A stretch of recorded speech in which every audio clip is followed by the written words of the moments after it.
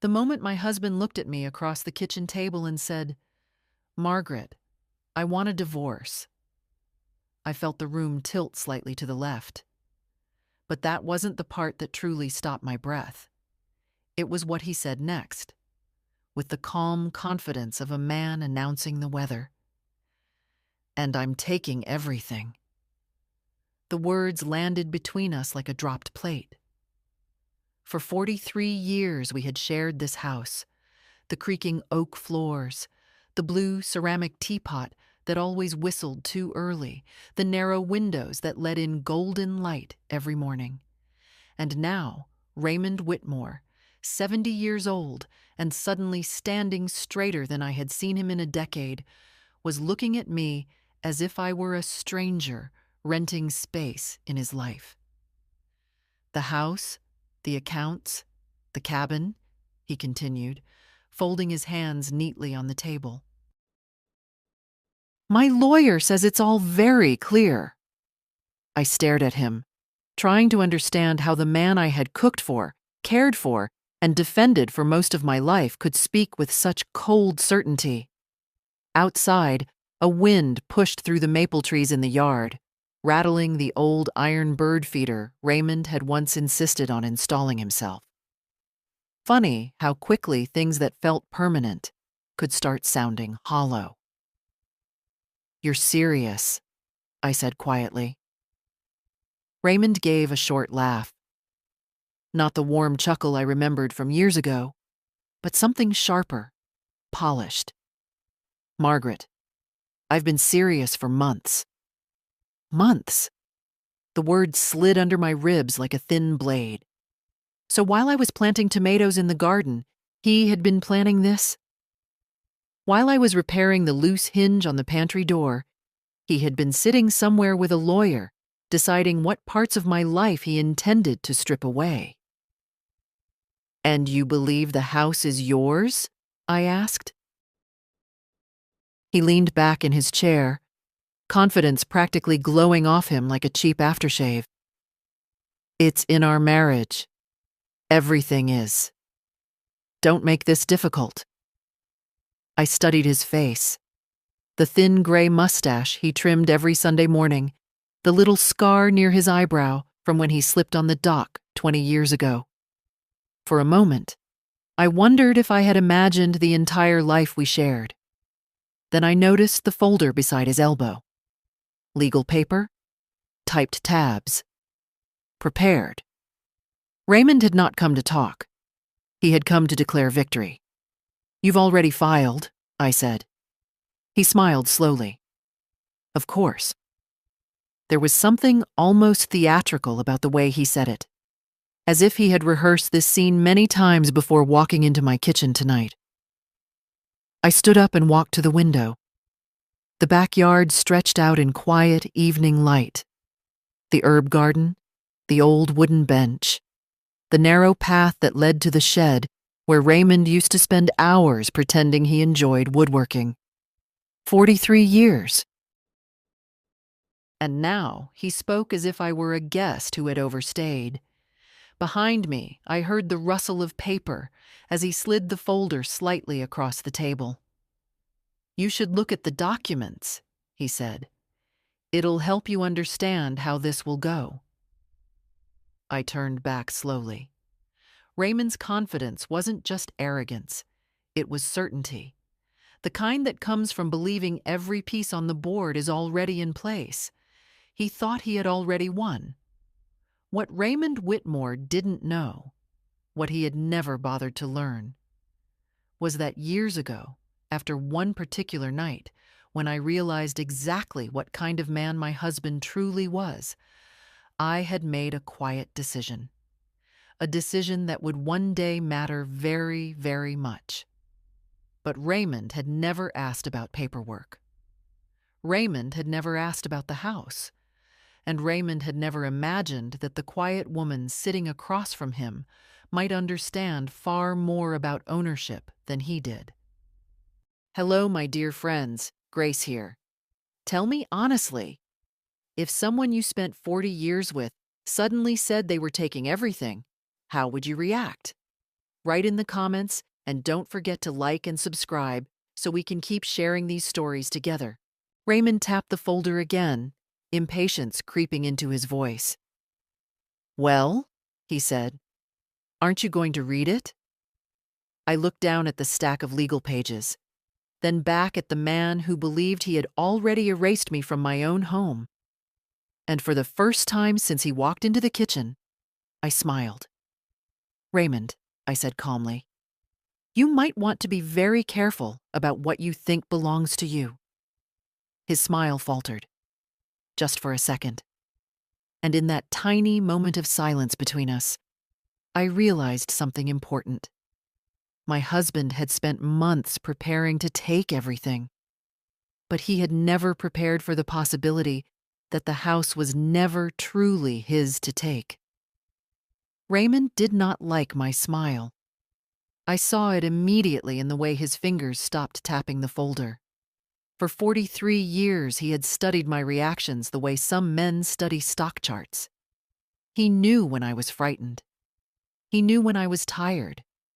And he especially knew when I was about to surrender. But this smile didn't fit any of those categories. "What's that supposed to mean?" he asked. I didn't answer right away. Instead, I walked back to the stove where the kettle had just begun to whisper its quiet pre-boil song.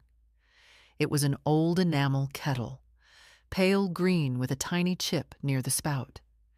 Raymond once said it was the ugliest thing in our kitchen. I kept it anyway. Small rebellions become habits after 40 years. "I'm making tea," I said calmly.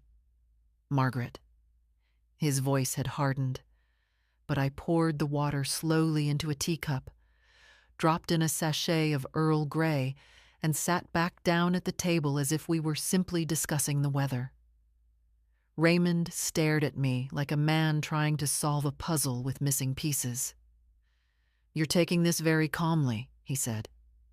"Well," I replied, stirring the tea, "it's not the first unpleasant surprise marriage has delivered." That landed. His jaw tightened, but he pretended not to notice. "Look," he said, sliding the folder toward me again. "You can fight if you want. That's your right. But Daniel says it'll only make things harder for you." Daniel. So that was the lawyer's name. "You've hired someone already," I said. "Of course I have." "How long?" Raymond hesitated, and that tiny pause told me more than any confession. "A while," he muttered. I opened the folder. Inside were exactly the kinds of papers I expected. Asset summaries, bank statements, property evaluations, and a neatly typed proposal for division. Raymond had highlighted several sections in yellow, like a proud student presenting homework. The house, the retirement accounts, the cars, even the lake cabin.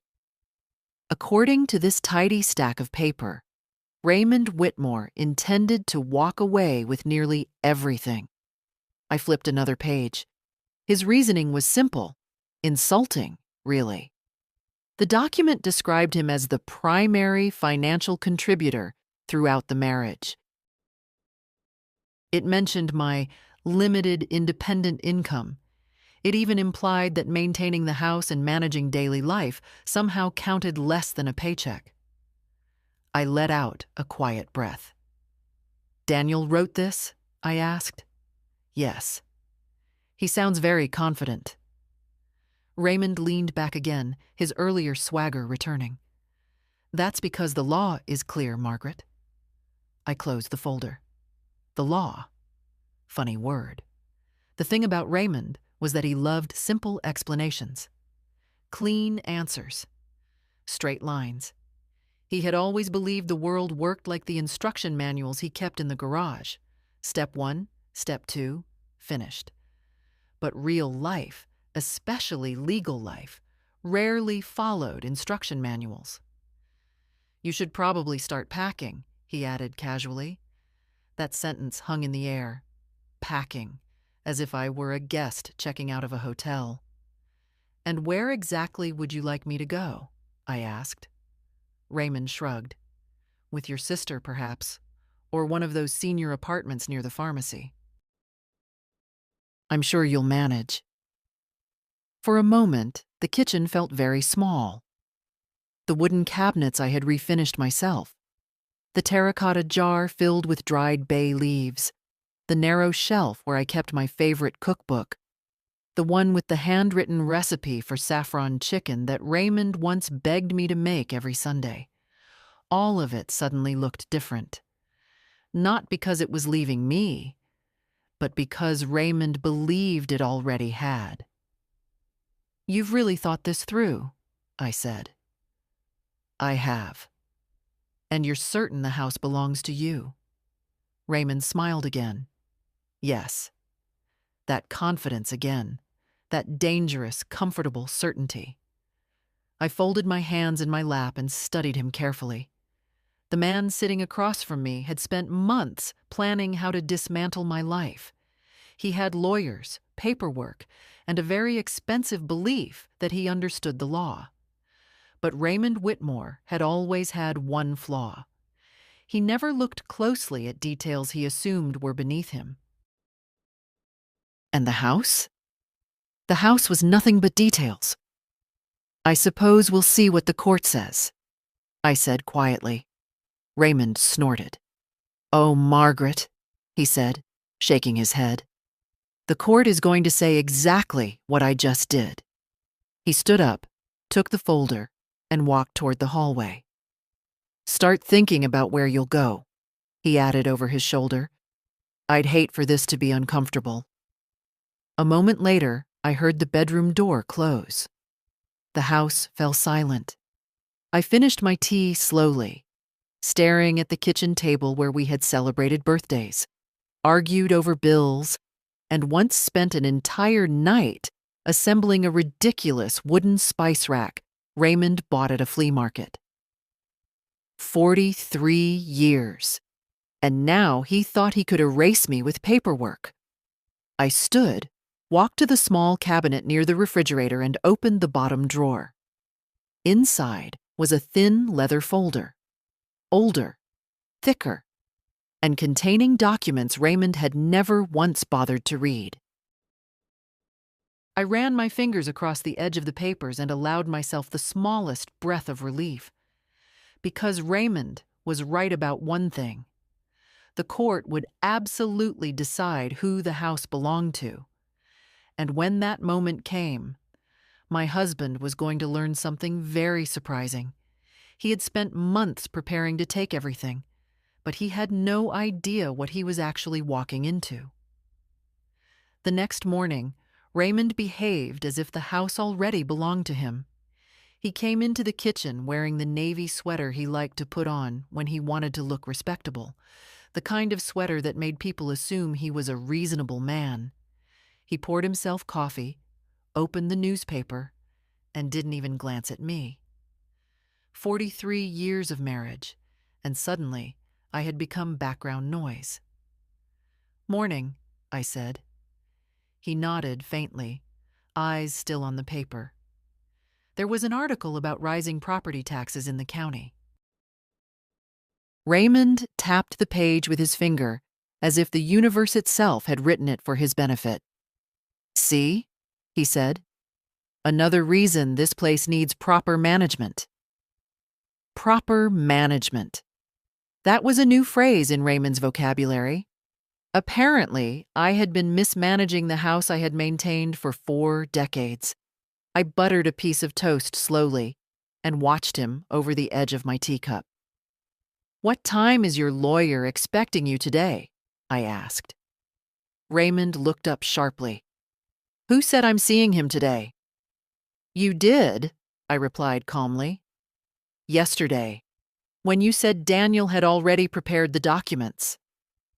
Raymond stared at me for a moment, trying to decide whether I had just been lucky with my guess. Then he shrugged. "Late afternoon," he admitted. "We're reviewing the next steps." Of course they were. Men like Raymond never liked leaving things to chance. He folded the newspaper and stood up. Oh, he added casually. Someone will be coming by later to look at the property. I blinked. Look at the property?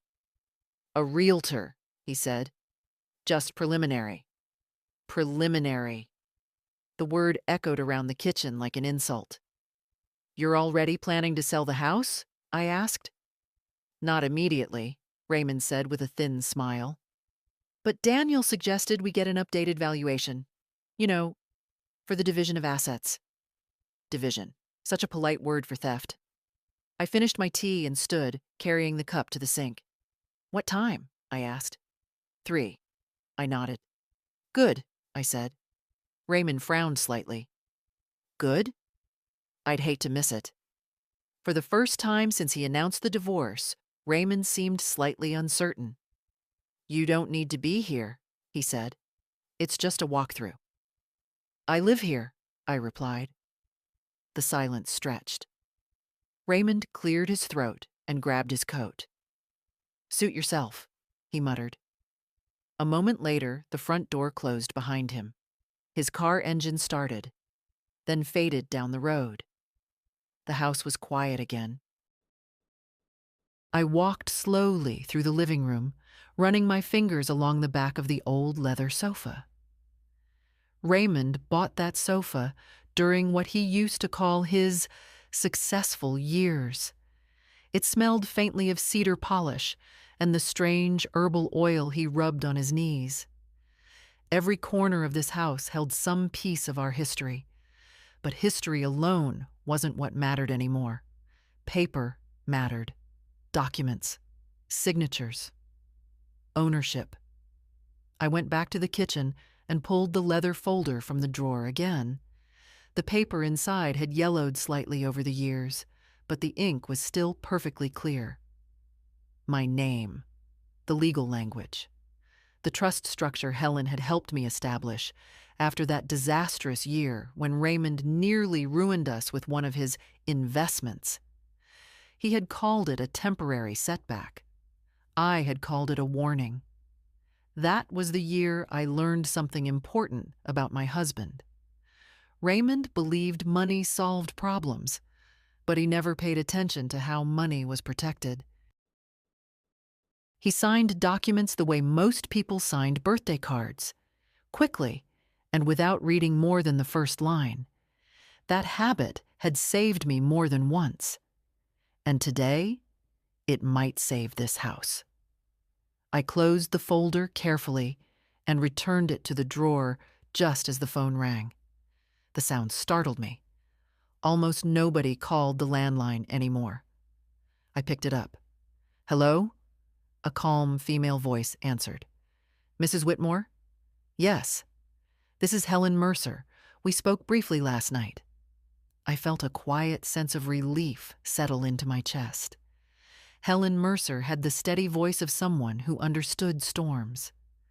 I reviewed the information you sent, she continued, and I'd like to meet today if possible. That would be good, I said. There was a brief pause.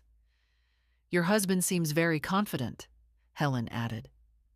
I looked out the kitchen window at the maple trees, swaying gently in the wind. Yes, I said. He does. Well, Helen replied evenly, confidence and ownership are not always the same thing. I smiled. No, I said softly, they aren't. We arranged to meet just after the realtor finished his visit. When I hung up the phone, I noticed something curious. For the first time since Raymond had walked into this kitchen and announced he was taking everything, I didn't feel afraid, because Raymond Whitmore had spent months preparing his attack. But today, the first real step of the defense was about to begin. And if there was one thing my husband had never learned in 43 years of marriage, it was how dangerous a quiet woman could become when she finally stopped being patient. At exactly 3 o'clock, a silver SUV rolled slowly into our driveway. I watched it from the living room window, standing beside the tall bookshelf Raymond had insisted on building 20 years ago. The shelves were crooked, of course. Raymond had never been very patient with measurements. A woman stepped out of the car, smoothing the front of her beige coat. She looked to be in her early 40s. Sharp posture, tidy hair, the confident walk of someone who spent a lot of time telling people what their homes were worth. The realtor. Raymond had wasted no time. I opened the front door before she had a chance to knock. "Good afternoon," I said. She looked slightly surprised. "Oh, hello. I'm Claire Donovan. I'm here to meet Mr. Whitmore." "Of course," I said calmly. "Please come in." She stepped inside, her eyes immediately beginning the professional scan. Realtors do. The floors, the walls, the ceiling height, the windows. "This is a beautiful property," she said politely. "Yes," I replied. "It is." Raymond arrived about 10 minutes later. His car door slammed, and moments afterward he walked through the front door wearing that same confident expression he had carried all week. When he saw Claire already inside, he brightened. "Ah, Ms. Donovan, perfect timing." He shook her hand enthusiastically. "Raymond Whitmore," he said. "Thank you for coming." Claire smiled. "Happy to help." Raymond gestured around the living room. "As you can see, it's a well-maintained home. Large lot. Excellent neighborhood." I noticed he never once used the word "our." Just the house. The asset. Claire nodded professionally and pulled out a small tablet. "Why don't we take a quick walkthrough?" Raymond immediately took the lead, moving through the house like a tour guide who had suddenly discovered he owned a museum. "This kitchen was updated about 15 years ago," he said. I almost laughed. Updated. That had been me. Stripping the cabinets, repainting the tiles, installing the brass handles myself, while Raymond sat on the porch, drinking iced tea and offering supervision. Claire examined the countertops. "Granite?" "Yes," Raymond said. I stayed quiet. Sometimes silence reveals more than arguments ever could. We moved through the dining room, the hallway, and then the study. Raymond spoke constantly, filling every second with numbers, improvements, and imagined market value. "And the backyard is nearly half an acre," he added proudly. Claire made notes. "Impressive?" Then she asked the question. "And the title is under both of your names?" Raymond answered before I could speak. "Currently, yes, but we're in the process of a divorce settlement." Claire gave a polite nod, the way professionals do when they hear family complications they'd rather not get involved in. "I see." We continued upstairs. When we reached the master bedroom, Raymond opened the closet and gestured at the space as if he were presenting a luxury hotel suite. "Plenty of storage," he said. Claire typed something into her tablet. "Very good."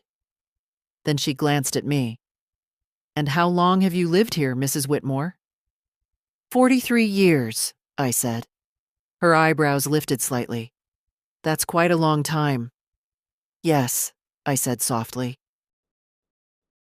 Raymond cleared his throat. "Well, times change." Claire finished her notes and slipped the tablet back into her bag. "I'll send a preliminary valuation later this week," she said. Raymond smiled broadly. "Excellent." He walked her to the door, thanking her again with the kind of charm he used whenever he wanted to look like a reasonable man. When the front door closed and her car drove away, the house fell quiet again. Raymond turned to me. "Well," he said smugly, "that went smoothly." I crossed the living room slowly and picked up the small porcelain bowl sitting on the coffee table. Inside were a few dried star anise pods I sometimes kept there for their faint, spicy scent. Raymond watched me with mild irritation. "You could at least pretend to care," he said. I turned the star anise pod between my fingers. About what? The house, he snapped. I looked around the room.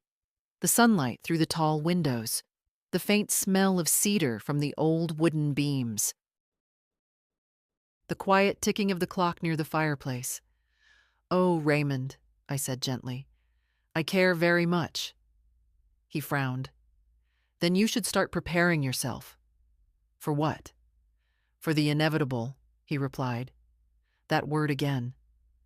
I placed the star anise back in the bowl. Raymond stood there, completely certain he understood how the next few months would unfold. He believed the realtor's visit was the first step toward selling the house. He believed the paperwork in Daniel's office would secure everything. He believed the court would confirm what he had already decided. But the truth was something Raymond had never considered. The house was not simply a property, and the paperwork that mattered most was not sitting in his lawyer's office. It was sitting quietly in a drawer in my kitchen, waiting for the moment when Raymond Whitmore would finally learn that confidence and ownership are two very different things. I arrived at Helen Mercer's office just after 4 o'clock. Her building stood on a quiet street near the courthouse, a modest brick structure with narrow windows and a brass plaque beside the door that read, "Mercer and Dalton, Attorneys at Law." It wasn't flashy, and that was exactly what I liked about it. Flashy lawyers tended to talk too much. Helen met me in the reception area herself. She was in her early 50s, tall, with silver beginning to show in her dark hair. Her handshake was firm, and her eyes had the calm focus of someone who had seen every kind of courtroom drama imaginable. "Mrs. Whitmore," she said. "Please," I replied. "Margaret." She gave a small nod and led me down the hallway into her office. It smelled faintly of paper, ink, and the sort of expensive tea people buy when they want to pretend they aren't stressed.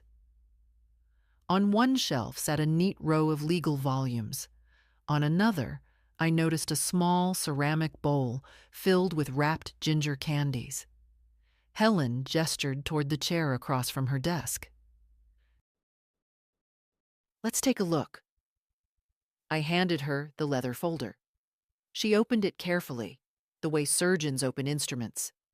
Calm, precise, respectful of what they might find inside. For several minutes, she said nothing, flipping through the documents one by one. The only sounds in the room were the quiet turn of paper and the distant murmur of traffic outside. Finally, she leaned back slightly. "Well?" she said. I waited. "That explains your husband's confidence." My eyebrows lifted. "It does?" "Yes," she replied. "Because if I had only seen the documents he's probably working with, I might believe the same thing." I folded my hands in my lap. "But?" Helen smiled faintly. "But he clearly never examined these very carefully." She tapped the page in front of her. "This trust structure is quite thorough." I allowed myself a small breath. Years ago, when Raymond nearly lost a large portion of our savings in one of his brilliant investment adventures, I had insisted on protecting the house. Raymond had agreed at the time, mostly because he was too busy trying to repair his finances to read the paperwork.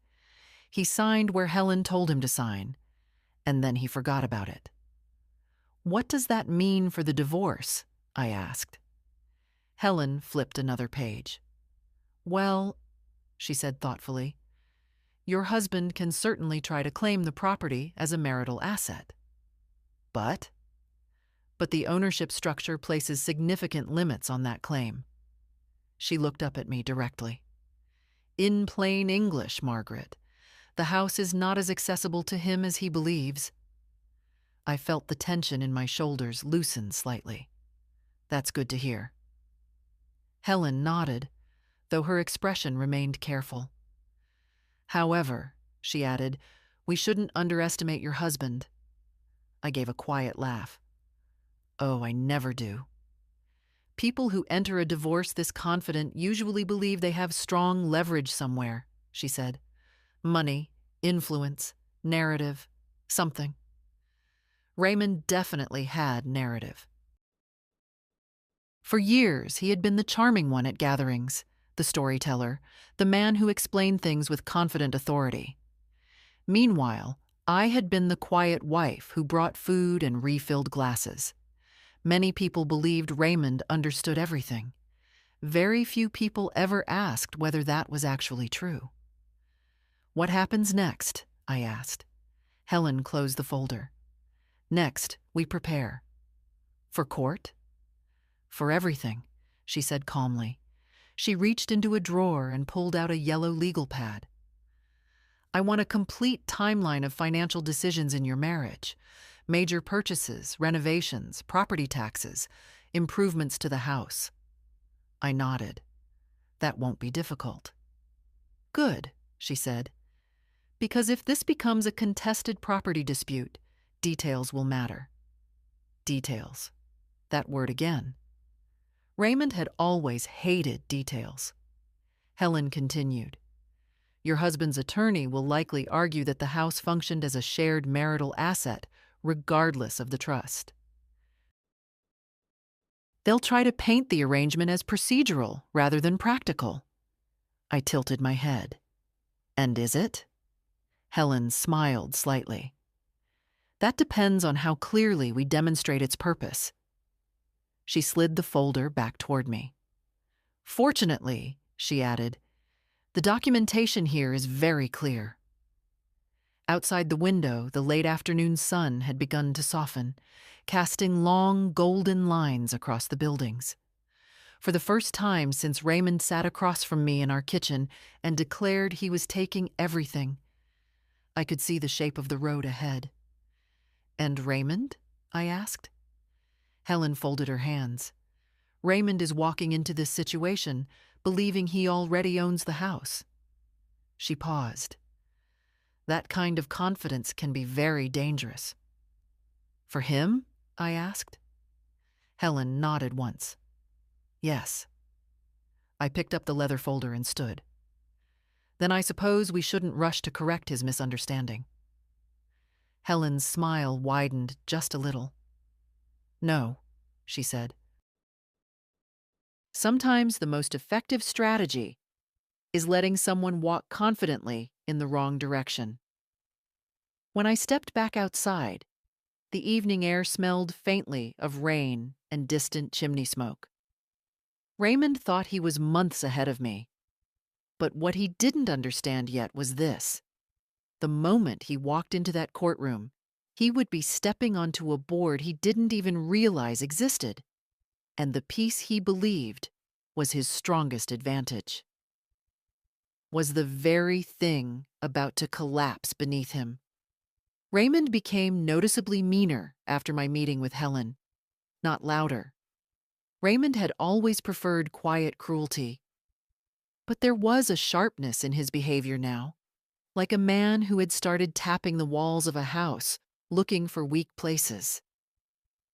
2 days after the realtor's visit, I came downstairs to find 3 cardboard boxes sitting in the living room. My boxes. I recognized the old winter coats folded on top before I even stepped closer. Raymond was standing by the fireplace with his phone in one hand and a yellow legal pad in the other. What's this? I asked. He didn't even look up at first. Just organizing, he said. Organizing what? Your things. I walked slowly into the room. Inside the first box were my scarves, 2 cookbooks, and the little wooden spice grinder I had bought years ago from a market vendor who insisted it worked best for cardamom and cloves. I used it every winter when I made mulled cider. Raymond had dumped everything together like it was junk from a garage sale. You went through my closet? I asked.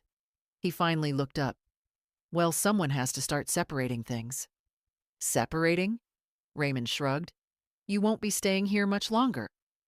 The words hung in the room like smoke. I folded my arms. That decision hasn't been made. Raymond smirked. Oh, Margaret, it has. He tapped the legal pad. Daniel says it's better if we start preparing now. Makes the transition easier. Transition. That word had become his favorite lately. Everything was a transition. As if he were politely rearranging furniture instead of dismantling a marriage.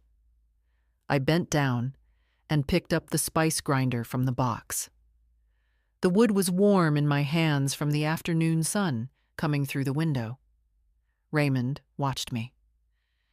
You know, he said casually, you'd save yourself a lot of trouble if you just agreed to the settlement. I looked up. What settlement? The one Daniel drafted. I haven't agreed to anything. You will, he said confidently. I set the grinder on the table. And why is that? Because fighting this will cost money, Raymond replied. Time, stress. Lawyers love stretching things out. He leaned against the fireplace like a man delivering wise advice. You're not exactly built for a long legal battle. That was another one of Raymond's favorite tricks. The quiet suggestion that I was fragile, too emotional, too old, too tired. It had worked on people for years. Just not on me anymore. I met with a lawyer, I said calmly. Raymond froze. Just for a moment. You what? I met with a lawyer. The silence in the room shifted. Raymond straightened slowly. What lawyer? Helen Mercer. The name clearly meant something to him. His eyebrows pulled together slightly. Helen Mercer? He repeated. Yes. Raymond let out a short laugh, though it sounded forced. Well, that's unnecessary. Is it? Yes, he said quickly. Daniel and I already outlined everything. There's no reason to complicate things. I sat down in the armchair by the window. Raymond, I said gently, you told me 2 days ago you were taking everything. That's correct. And now you're surprised I spoke to a lawyer? He opened his mouth, then closed it again. For the first time since this began, Raymond looked slightly irritated. I just don't see the point, he muttered. The point, I replied, is understanding what belongs to whom. Raymond waved a dismissive hand. That's already clear.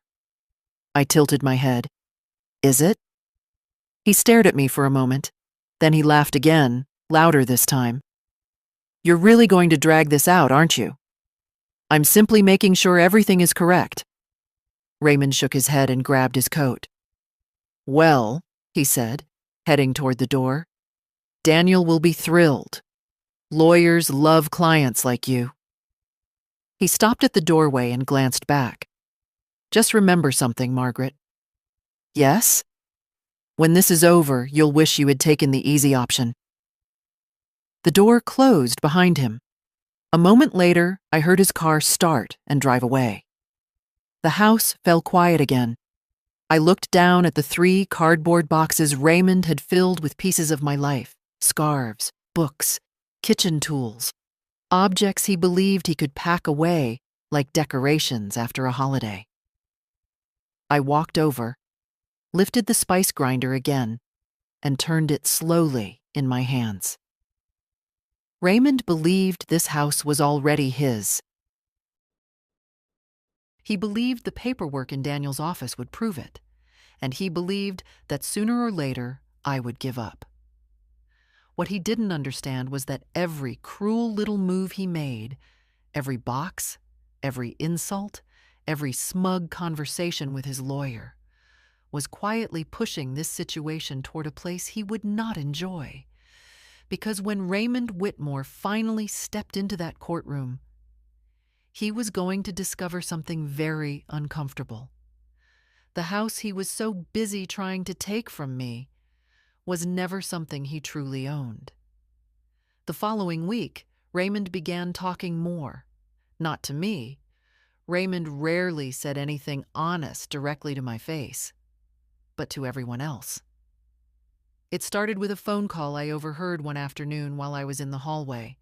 Raymond was in the study, the door half open, speaking loudly in the tone he used whenever he wanted to sound reasonable.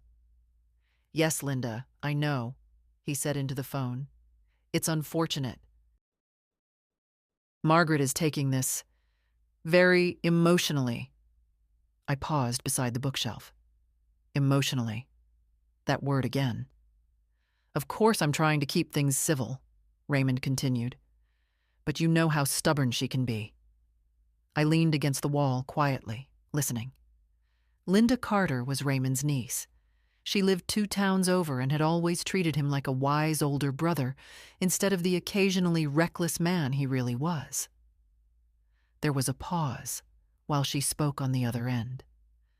Raymond sighed dramatically. "Yes, I know she's lived here a long time, but that doesn't change the legal reality." Legal reality. Raymond loved that phrase lately. "Well, Daniel says the house will likely need to be sold anyway," he added. "It's the cleanest solution." Sold. So that was the plan. I moved away from the hallway before Raymond finished the call. Listening any longer would have been unnecessary. I already knew exactly what story he was telling people. Poor Raymond, difficult wife, unfortunate divorce. Reasonable man forced to deal with emotional resistance. He had been polishing that performance for years. Later that evening, I drove into town. The accountant's office sat above a small bakery that always smelled like cinnamon and warm sugar. I had known Arthur Klein for nearly 30 years. He had handled our taxes since Raymond first started his consulting business, back when his hair was still mostly black. Arthur looked older now, but his eyes were still sharp behind his thick glasses.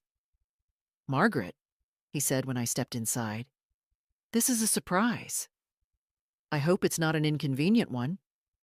"Not at all." He gestured toward the chair beside his desk. "What can I help you with?" I sat down and placed a small envelope on the desk. Inside were copies of several financial records: property tax payments, renovation receipts, insurance statements. Arthur studied them carefully. After a minute, he looked up. "Is this about the divorce Raymond mentioned?" he asked. So Raymond had already started his campaign. "Yes," I said. Arthur leaned back slowly. "He told me the house would probably be sold." "I'm sure he did." Arthur adjusted his glasses and tapped one of the papers. "These payments," he said, "most of them came from your personal account." "That's correct." He nodded slowly. "I remember advising you about that years ago." "Yes," I said. "You did." Arthur looked thoughtful. "Raymond never paid much attention to the property details," he added. "No," I agreed. "He didn't." Arthur gathered the papers neatly. "If you need documentation confirming these records, I can provide it." "That would help?" He smiled faintly. Raymond always assumed he understood the financial structure of things. I returned the smile. "That's a very accurate description." When I left the bakery, the air outside carried the smell of fresh brioche and roasted coffee beans. For a moment, I stood on the sidewalk, watching the evening traffic roll slowly through town. Raymond was building his version of the story, but stories only worked when no one checked the details, and the details were beginning to line up. Arthur Klein was one.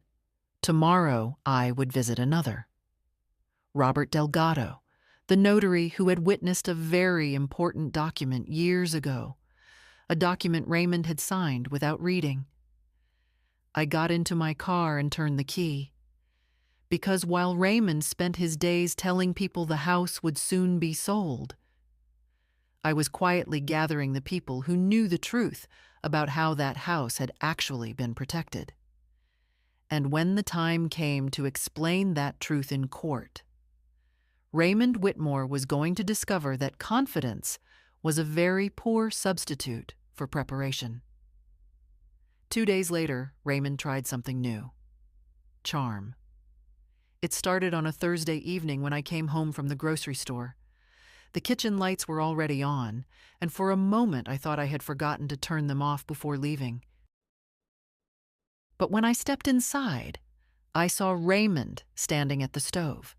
He was stirring something in a saucepan. Now that alone was unusual enough to make me pause. In 43 years of marriage, Raymond had used the stove perhaps a dozen times, and half of those occasions involved burning eggs. "What are you doing?" I asked, setting my bag of groceries on the counter. Raymond turned with a smile that looked suspiciously practiced. "Making dinner." I raised an eyebrow. "That's new." "Well," he said lightly, "there's no law against a man cooking in his own kitchen." His kitchen. There it was again. I glanced at the stove. He was heating tomato soup from a can. Beside it sat a loaf of bread and a small plate of sliced cheese. Comfort food. Raymond must have believed nostalgia was a strategy. "I thought we could talk," he said. "About what?" "About being reasonable." I took off my coat and hung it by the door. Raymond ladled soup into 2 bowls and placed them on the table as if we were reenacting a peaceful evening from 20 years ago. For a moment, the smell of tomato and basil filled the kitchen, and I almost expected to hear the old radio we used to keep on the counter. But Raymond had already sold that radio at a garage sale years ago. "Sit," he said. I did. Raymond folded his hands like a man about to present a very logical argument. "I spoke with Daniel again today." "I'm sure you did." "He thinks we're making this harder than it needs to be." "We?" "Yes." Raymond pushed a sheet of paper across the table. "A revised proposal." I didn't touch it. "What's revised about it?" "Well," he said, clearing his throat, "Daniel suggested a more balanced approach." Balanced? That word almost made me smile. "And what does balance look like to Daniel?" I asked. Raymond glanced at the paper. "You would keep your personal savings in the car." "The car I already own?" "Yes." "How generous." Raymond ignored that. "And I would keep the house." "Of course." "And the cabin," he added, naturally. "And the retirement accounts." I leaned back in my chair. "So nothing has actually changed." Raymond frowned slightly. "Well, you'd avoid a lengthy court battle." "Raymond," I said gently, "this proposal gives you everything you asked for 2 weeks ago." "That's because it's fair." I looked down at the paper but still didn't pick it up. "You're very confident," I said. Raymond nodded. "Yes, I am." There it was again. That quiet, unwavering belief that he had already solved the puzzle. "You know," he added, "Daniel also said something interesting." "Oh?" "He said courts often prefer simple solutions." "I imagine they do." "And selling the house would make things much simpler." I tilted my head slightly. "Selling the house?" "Yes," Raymond said. "Then we split the proceeds." Now that was new. Not generous. Raymond never did generous, but strategic. If he couldn't claim the house directly, perhaps he believed selling it would still give him half. I finally picked up the paper. The language was polished, careful, and clearly written by someone who billed by the hour.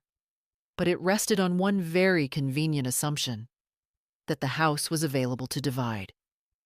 I placed the paper back on the table. "I'll have Helen review it," I said. Raymond's smile thinned. "You don't need to involve her in every conversation." "I do if lawyers are writing the documents." He sighed. "Margaret, You're making this unnecessarily complicated. I looked directly at him. Am I? Yes. Raymond, I said calmly. You're the one who walked into the kitchen 2 weeks ago and announced you were taking everything. That was the reality of the situation. Was it? The silence stretched across the table. Raymond's eyes narrowed slightly. You keep saying things like that, he said. Like what? As if you know something. I picked up my spoon and tasted the soup. It was slightly too salty. Raymond had always added too much salt to everything. Do I? I said. He leaned forward. If you think you have some kind of legal trick. I don't think anything, I interrupted gently. Raymond stared at me for several seconds. Then he leaned back again, studying my face carefully. For the first time since this began, I could see it clearly. Doubt. Not much. Just a small crack in the wall of certainty he had built around himself. You know, he said slowly, Daniel still believes the house will end up being sold. I'm sure he does. And if it does, Raymond continued, you'll regret dragging this out. I finished my soup and set the spoon down. Raymond, I said quietly, I'm not dragging anything out. He frowned. Yes, you are. No, I said. I'm simply waiting. Waiting for what? I looked around the kitchen. The same kitchen where he had declared victory 2 weeks earlier. Waiting for the moment when everyone involved understands exactly who owns what. Raymond laughed again, but this time the sound wasn't quite as confident. We already know that. I stood and carried my bowl to the sink. Behind me, Raymond sat very still at the table. Because for the first time since he had started this entire process, he was beginning to suspect that there might be something he had overlooked. And the truth was, he had. Something very important. Something that would soon become impossible for him to ignore. The courthouse smelled faintly of old paper and polished wood. I noticed it the moment I stepped through the tall glass doors that morning. The air inside had that quiet, serious weight places acquire after decades of arguments, verdicts, and people learning things they would rather not learn. Raymond was already there. He stood near the end of the hallway beside a tall man in a charcoal suit I immediately recognized as Daniel Crowley. The two of them were speaking quietly, heads tilted together like men discussing a golf score instead of a divorce. When Raymond saw me, he smiled, not warmly, just confidently. Well, he said as I approached, you made it.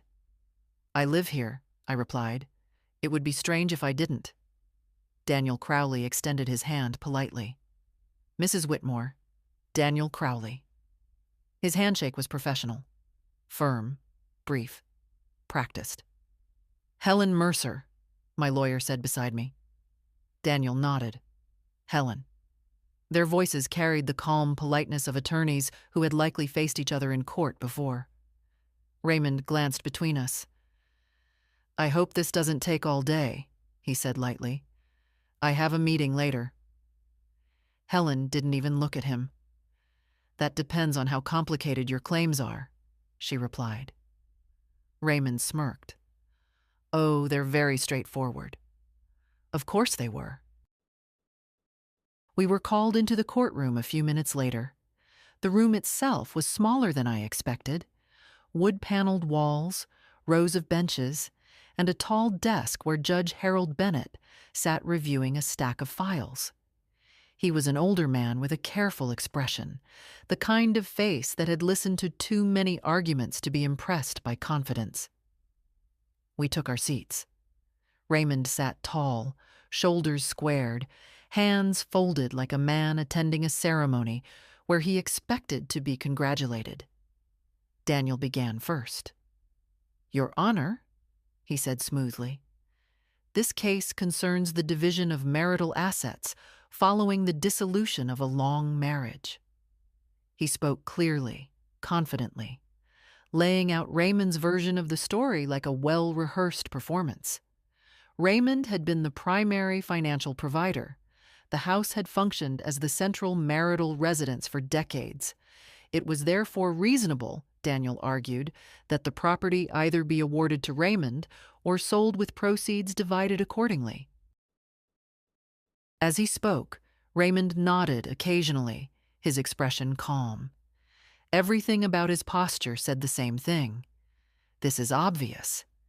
When Daniel finished, Helen stood. She walked to the table slowly, carrying a thin folder. "Your Honor," she said, "Mr. Crowley's summary is accurate in one respect." Judge Bennett looked up. "Oh?" "Yes," Helen said calmly. "The house has indeed been the Whitmore's primary residence for many years." Raymond leaned back, satisfied, but Helen continued. "However, its legal status is not as simple as Mr. Crowley suggests." Raymond's smile faltered slightly. Daniel frowned. Helen opened the folder and placed a document on the table. "This property," she said, "was placed into a structured trust arrangement more than a decade ago." Daniel's eyebrows rose. Raymond turned toward him. "What?" Helen continued speaking, her voice steady. "The documentation shows that ownership and control of the property were transferred under specific conditions designed to protect the asset." Judge Bennett adjusted his glasses and began reading the document Helen had handed him. The courtroom became very quiet. Raymond leaned toward Daniel and whispered something urgently. Daniel's confident posture stiffened. He flipped quickly through a copy of the paperwork Helen had just provided. "That can't be correct," Raymond muttered under his breath. Helen said nothing. She simply waited. Judge Bennett read for nearly a full minute. Then he looked up. "Mr. Crowley," he said calmly, "were you aware of this arrangement?" Daniel hesitated. "Your Honor, this is the first time we've seen these documents." Raymond turned toward him sharply. "What do you mean the first time?" Daniel didn't answer. He was too busy reading. Margaret is sitting in that courtroom while her husband's entire plan starts shaking. The confidence, the months of preparation. Suddenly, none of it feels so solid. Tell me honestly, what would you do in Margaret's place right now? Write in the comments. Judge Bennett placed the document back on the table. "Well," he said slowly, "this certainly changes the discussion." Raymond stared at Helen, then at me. His earlier confidence had not disappeared completely, but it had shifted. Like a man who suddenly realizes the floor beneath him may not be as solid as he thought, and the hearing had only just begun. Raymond kept staring at Daniel as if the answer might still change. "What do you mean you've never seen that?" he whispered harshly. Daniel didn't look up immediately. He was flipping through the trust document page by page, his earlier confidence draining with every paragraph. "Raymond," he muttered quietly, "did you sign something regarding the house about 10 or 12 years ago?" Raymond blinked. "Of course I signed things. We were restructuring assets after that investment mess." Daniel finally looked at him. "Did you read them?" Raymond's jaw tightened. "That's not the point." Across the room, Helen stood calmly beside the table, waiting. Judge Bennett leaned back slightly in his chair. "Mr. Crowley," he said, "would you like a moment to review the material?" Daniel cleared his throat. "Yes, Your Honor." Raymond leaned closer to him again, his voice now strained. "Daniel, this doesn't change anything. The house is ours." Daniel didn't answer right away. He was still reading. I watched Raymond's face as realization began creeping slowly into his expression. It reminded me of the time he once backed our car into the mailbox and spent 30 seconds insisting it hadn't happened while the broken wood was still falling to the ground. Denial was Raymond's favorite stage of surprise. Daniel finally placed the document down. "Your Honor," he said carefully, "we would like clarification regarding the nature of this trust arrangement." Helen nodded slightly. "Of course." She stepped forward and addressed the court. The Whitmore residence was placed into a protective trust structure following a series of financial risks undertaken by Mr. Whitmore more than a decade ago. Raymond stiffened. Helen continued. At that time, Mrs. Whitmore sought to ensure the property could not be jeopardized by future liabilities. Judge Bennett glanced at Raymond. That was a prudent decision. Raymond shifted in his seat. "That's ridiculous," he said quickly. "The house was still part of the marriage." Helen remained perfectly calm. The structure allowed Mr. Whitmore to reside in the property and continue using it as the marital home. However, the legal control of the asset itself was transferred. Daniel raised a hand slightly. "Transferred to whom?" Helen turned a page in the document. "To the Whitmore Residential Trust, with Mrs. Whitmore designated as controlling trustee." The room went silent again. Raymond stared at her, then slowly turned toward me. "You put the house in a trust?" he said. His voice wasn't angry yet. It was confused. "You signed the documents," I replied quietly. "That was paperwork after the investment loss," he snapped. "You said it was temporary." "It protected the house," I said. Daniel rubbed his forehead. "Raymond, this means the property is not technically held in the standard marital structure." Raymond's face flushed. "That's absurd." Judge Bennett looked down at the document again. "Mr. Crowley," he said calmly, "the language here is quite clear." Raymond leaned forward suddenly. "So what does that mean?" he demanded. Daniel hesitated before answering. "It means," he said slowly, "that claiming the house as a divisible marital asset may be more complicated than we assumed." More complicated. That was a very polite way of putting it. Raymond turned toward me again, his expression now shifting from confusion to anger. "You planned this," he said. I didn't raise my voice. "No, Raymond," I said quietly.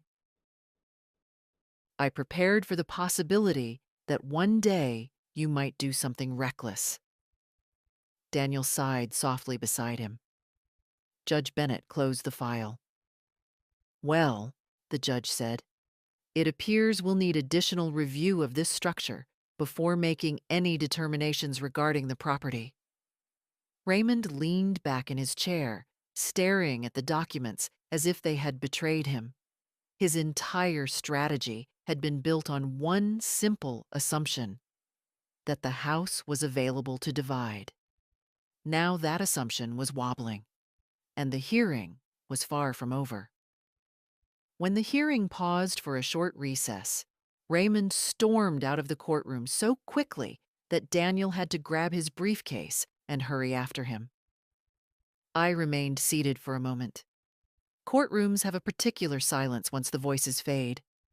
A heavy, thoughtful quiet, as if the room itself is still listening. Helen gathered her papers calmly. "That went interestingly," she said. "That's one word for it," I replied. She gave me a small glance over her glasses. "Raymond didn't know." "No," I said. "He didn't." Helen nodded once, as if confirming something she had suspected from the beginning. "Well," she said, "he knows now." Outside in the hallway, Raymond's voice echoed loudly enough that several people turned their heads. "What do you mean it's complicated?" he snapped. Daniel's calmer voice followed. "Raymond, Lower your voice. This is ridiculous, Raymond continued. It's my house. I stepped out of the courtroom just in time to see Raymond pacing near the tall courthouse windows. His face was red, and the confident posture he had carried all morning was starting to crack. Daniel held the trust document in one hand. I'm telling you, he said carefully, this structure changes the legal landscape. Raymond ran a hand through his thinning gray hair. No, it doesn't. Margaret put the house in some paperwork years ago because of that investment situation. That doesn't mean I lose it. Daniel exhaled slowly. It means the court may not treat it as a standard marital asset. Raymond pointed down the hallway toward me. She lived there because of me. Several people nearby pretended not to listen. Daniel lowered his voice. That's not how property law works. Raymond noticed me standing there. His expression hardened immediately. So this was your big plan? He said. I didn't move. There was no plan. You hid the house in some legal trick. You signed the documents, I said calmly. Raymond laughed bitterly. Oh, please. You expect me to remember every piece of paper from 10 years ago? No, I said. I expected you to read them. Daniel stepped slightly between us. Let's keep this professional, he said quietly. Raymond turned back to him. So what now? He demanded. Daniel glanced down at the document again. Now we review the trust structure in detail. And then we determine what claims are actually viable. Raymond's voice dropped.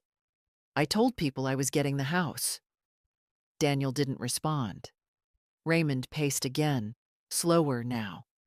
The anger was still there, but underneath it I could see something new creeping in. Worry.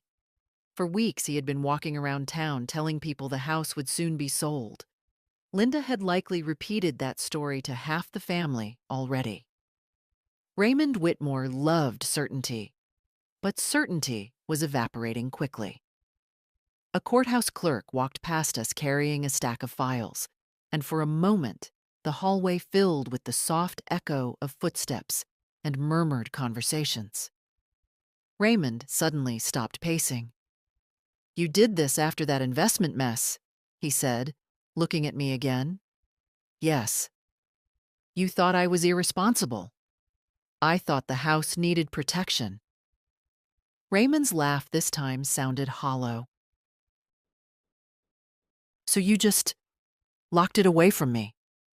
I secured it. Daniel rubbed his temples. Raymond, arguing about this here isn't going to help. Raymond turned back toward the courtroom doors.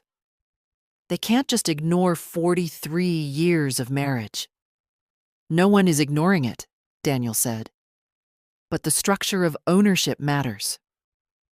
Raymond stood still for a moment. Then he looked at me again. The arrogance he had carried for weeks was no longer fully intact.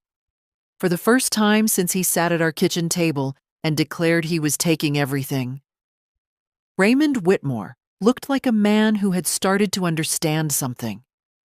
Not everything, but enough. Enough to realize that the house he had been planning to sell might never have been his to sell in the first place. When the recess ended, we returned to the courtroom. Raymond walked in first, shoulders stiff, his jaw set the way it used to get whenever a business deal stopped going his way. Daniel followed behind him, carrying 2 thick folders now instead of one. That alone told me how quickly things had changed. Helen and I took our seats. Judge Bennett returned a moment later and adjusted the papers in front of him. Let's continue, he said. Daniel stood again, but this time the smooth confidence from earlier had faded.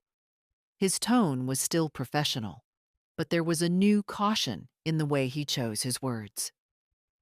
Your Honor, after reviewing the trust documentation presented by Mrs. Whitmore's counsel, We believe additional clarification is necessary regarding the formation and intent of the trust. Judge Bennett nodded. That seems reasonable. Helen rose. If it helps the court, she said, we can provide a brief explanation of the structure and timeline. Please do. Helen stepped forward with the calm precision she had carried all morning. The Whitmore Residential Trust was established 12 years ago, she began. At that time, Mr.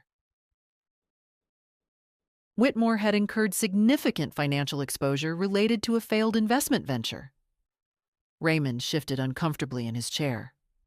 I remembered that year clearly. Raymond had been convinced he was about to make a fortune investing in a restaurant chain run by a man he met at a golf club. The man vanished 6 months later, along with a considerable portion of Raymond's money. What Raymond had called a temporary setback nearly became a catastrophe. Helen continued. Mrs. Whitmore sought legal advice in order to protect the marital residence from potential financial liability. Judge Bennett glanced toward Raymond. That was wise. Raymond's lips pressed together. Helen placed another document on the table. Under the terms of the trust agreement, the property title was transferred into the trust, with Mrs. Whitmore designated as the controlling trustee. Daniel raised his hand slightly. And Mr. Whitmore signed the transfer documents? Yes, Helen replied. Daniel looked toward Raymond. Raymond avoided his eyes. Judge Bennett examined the document for several seconds. Mr. Crowley, the judge said, the language here appears quite explicit. Daniel nodded reluctantly. Yes, Your Honor. The trust grants administrative authority over the property to Mrs. Whitmore. Raymond leaned forward suddenly. But that doesn't mean she owns the house outright, he said. Judge Bennett looked at him calmly. Ownership within a trust structure can be more complex than traditional property arrangements. Raymond's voice rose. But it's still our house. Helen spoke again, still completely composed. Your Honor, the trust agreement also contains a protective clause restricting the transfer or sale of the property without trustee authorization. Judge Bennett turned another page. I see that. Daniel closed his eyes briefly. Raymond looked between them. What does that mean? He demanded. Daniel exhaled slowly. It means, he said carefully, that the house cannot be sold or transferred without Margaret's approval as trustee. Raymond stared at him. What? The trust gives her that authority. Raymond's face flushed deep red. That's insane. Judge Bennett set the document down. Mr. Whitmore, he said evenly, you signed the agreement. That was paperwork after the investment mess. Yes, the judge replied. Paperwork that created a legally binding structure. The room was quiet again. Raymond looked at me like a man staring at a locked door he had only just discovered. You did this behind my back, he said. No, I replied softly. You were sitting next to me when you signed. Daniel rubbed his forehead again. Raymond? Raymond ignored him. So you just waited, he said, his voice tight. I met his eyes. I protected the house. Judge Bennett cleared his throat. At this stage, the judge said, it appears the marital residence may not be divisible in the manner originally proposed by Mr. Whitmore's counsel. Raymond sat back slowly. The words hung in the air. Not divisible. For weeks he had been talking about selling the house, planning the money, telling people how everything would be divided. And now the court was telling him something very simple. The house wasn't his to divide. And the most difficult part for Raymond Whitmore to accept was not the legal language. It was the fact that the quiet woman he had underestimated for 43 years had seen this possibility coming long before he ever asked for a divorce. When the hearing resumed again, the courtroom felt different. Not louder, not more dramatic, just heavier. Raymond no longer sat like a man attending his own victory. His shoulders had lowered slightly, and the neat confidence he had worn all morning had begun to unravel. Daniel shuffled through his folders one more time, clearly searching for something, anything, that might restore the ground beneath his client's feet. Judge Bennett looked down at the documents again. "Mr. Crowley," he said calmly, "do you wish to proceed with your claim regarding the residence?" Daniel hesitated. That single pause spoke louder than any argument. "Your Honor," he said carefully, "while we acknowledge the existence of the trust, we believe the court should consider the broader context of the marriage." Raymond straightened slightly, clinging to that sentence like a rope. Daniel continued. "The property functioned as the Whitmore's marital residence for over 4 decades. Mr. Whitmore contributed financially to the household during that time." Helen rose before Daniel finished his thought. "No one disputes that," she said evenly. "However, the trust structure was specifically designed to separate the asset from Mr. Whitmore's financial exposure." Daniel nodded stiffly. "But the spirit of marital equity," Helen replied calmly, "does not override a legally executed trust agreement signed by both parties." Judge Bennett raised his hand slightly. "That is correct." Raymond leaned forward suddenly. "So, you're saying she gets the whole house?" he blurted out. The judge looked directly at him. "I'm saying the house is controlled by the trust you signed 12 years ago." Raymond's face tightened. "That's ridiculous." Helen placed one more document on the table. "Your Honor, there is one additional clause worth noting." Judge Bennett examined the page. "This clause," Helen continued, "specifies that the trustee has exclusive authority to determine the future use, sale, or retention of the property." Raymond stared at Daniel again. "Exclusive authority?" he whispered. Daniel nodded slowly. "Yes." Raymond's voice rose. "So she can just keep it?" The judge answered before anyone else could. "Yes, Mr. Whitmore." The words landed like a hammer. For several seconds, Raymond didn't move. He just sat there, staring at the table as if the wood might rearrange itself into a different answer. Daniel leaned toward him quietly. "Raymond, we'll need to reassess the remaining assets." But Raymond wasn't listening anymore. His eyes lifted slowly toward me. "You knew this would happen," he said. His voice had lost its earlier arrogance. Now it sounded something closer to disbelief. "No," I replied calmly. "I knew this might happen." Margaret is sitting there watching the moment her husband's certainty finally collapses. All the months he spent telling people he would take the house, gone in a few quiet sentences. What would you feel in her place right now? Tell me in the comments. Judge Bennett closed the folder. "Well," he said, "that resolves the question of the residence." Raymond let out a short, hollow laugh. "For 43 years I paid for that house." Helen spoke gently but firmly. "For 43 years you lived in it." Raymond looked back at the judge. "So that's it?" Judge Bennett folded his hands.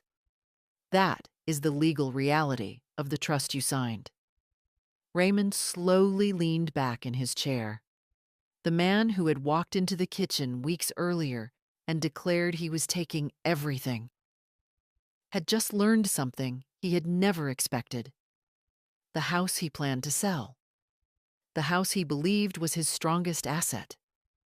The house he had already promised to half the people in town was never actually his to take. And the courtroom was not even finished with him yet.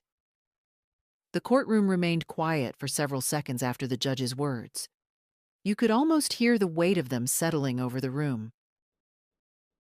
Raymond stared down at the table, his fingers resting on the edge of the documents Daniel had been reviewing all morning. Just an hour earlier, he had been sitting in that same chair, like a man waiting to collect a prize. Now he looked like someone trying to understand how the rules of the game had changed without warning. Daniel cleared his throat softly. "Your Honor," he said, "given the clarification regarding the residence, we would like to shift the discussion toward the remaining marital assets." Judge Bennett nodded. That would be appropriate. Raymond finally spoke again. His voice sounded different now, not as sharp, not as confident. "So the house is just off the table?" he asked. The judge looked at him calmly. "The house is governed by the trust structure you signed. The court cannot divide an asset that is not legally structured as a divisible marital property." Raymond exhaled slowly through his nose. For a moment, the room returned to quiet paperwork.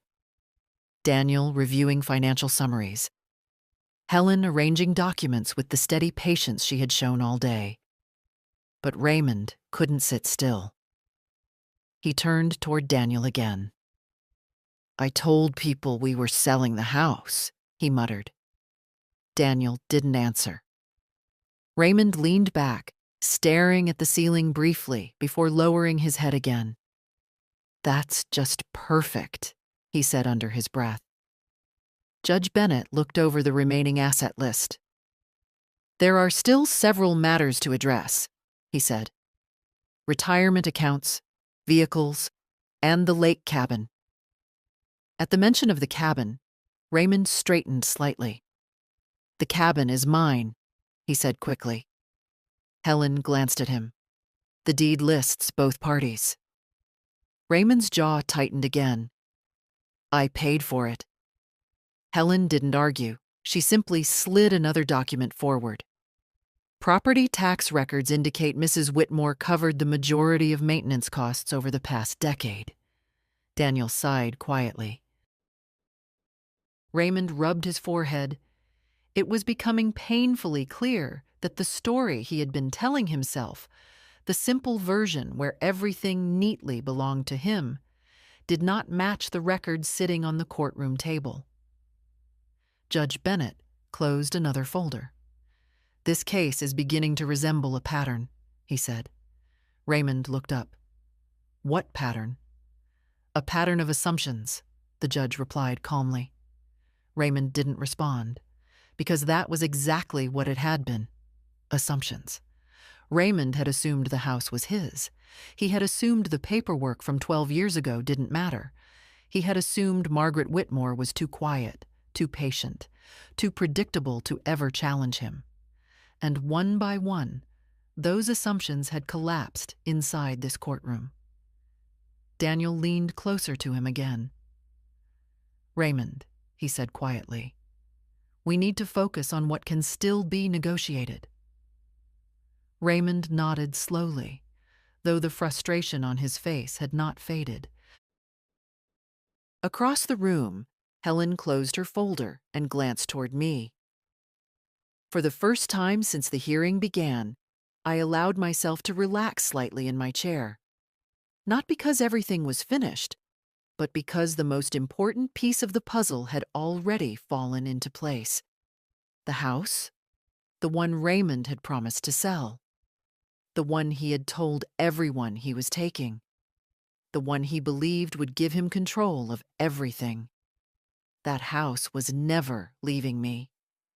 And now everyone in the courtroom knew it.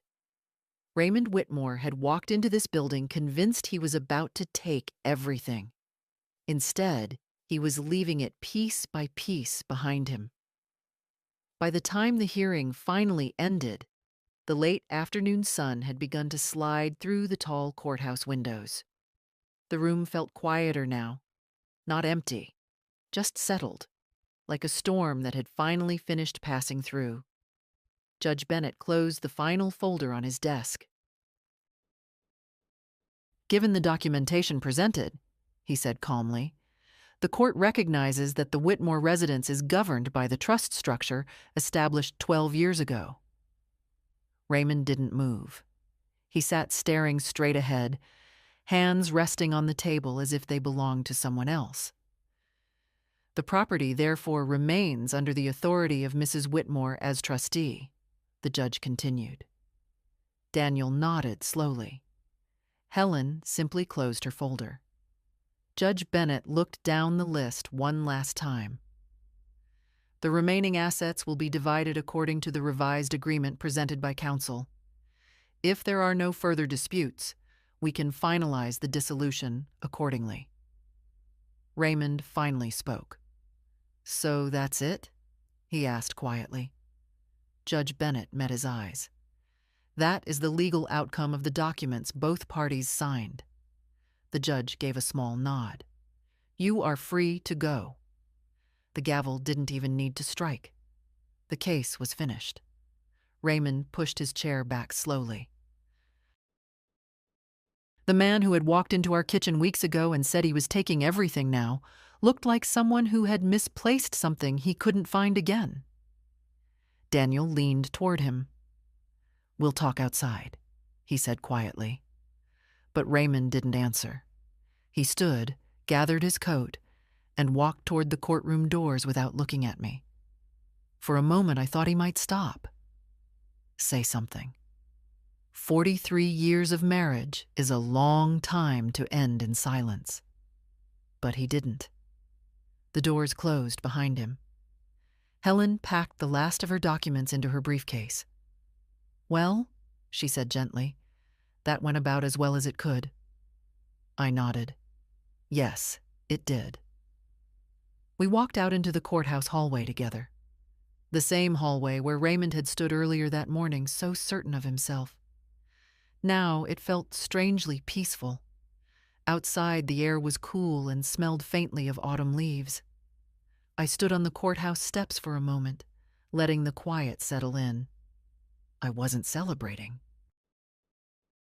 I wasn't angry either. Mostly, I felt something I hadn't felt in a very long time. Relief. Raymond had believed the divorce would erase me from the life we built together. But the truth was much simpler than that. The house had never been something he could take. Because 12 years earlier, when I realized how easily everything could disappear if I trusted the wrong decisions, I had protected the one place that truly mattered. And sometimes protection looks very quiet, right up until the moment someone tries to take it away. My dear friends, this story leaves us with an interesting question. Margaret protected herself long before the divorce ever happened. Some people will say she was wise. Others may think it was too harsh. What do you think? Write your thoughts in the comments. And if you enjoy stories like this, don't forget to like the video and subscribe to the channel so we can keep sharing them together.